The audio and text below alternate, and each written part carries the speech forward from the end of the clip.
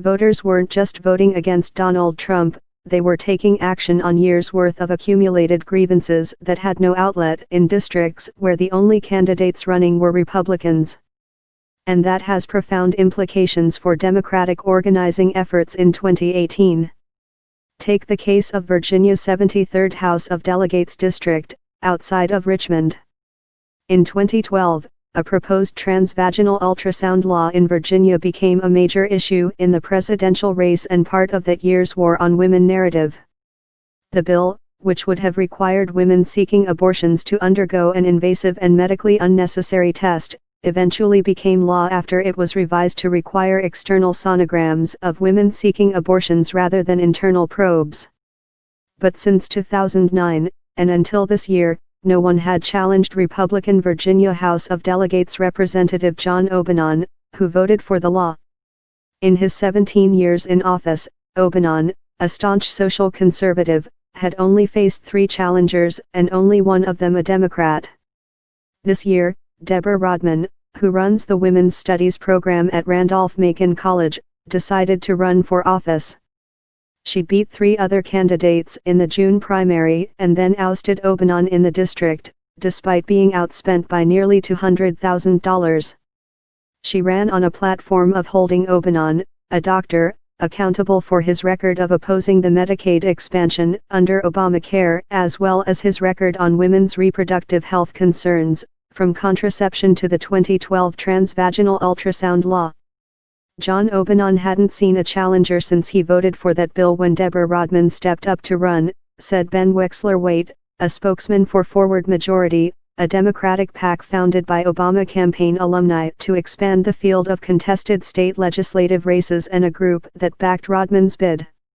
She proved him wrong, and the issue of choice and his vote over that ultrasound bill was a major issue in that race. No one's been shining a light on these guys, he noted. They'll have plenty of candidates to choose from as they go forward. Trump's election had already created a banner year for candidate recruitment. Now the boost of the 2017 election results is turning the torrent into a tsunami. We usually get 10 folks a day signing up to run for office, said Amanda Littman, a former Clinton staffer who founded Run for Something, a political action group dedicated to recruiting and training first-time candidates for lower-level offices. We've had nearly 400 people sign up to run for office since Tuesday, so 6 times greater than our expected rate, than what we would have predicted. The group is sponsoring a national Run for Office Day on Tuesday, November 14, along with 41 other groups, from Bernie Sanders's Our Revolution to Planned Parenthood, Swing Left and Flippable. The tagline of the day, uncontested elections are unacceptable.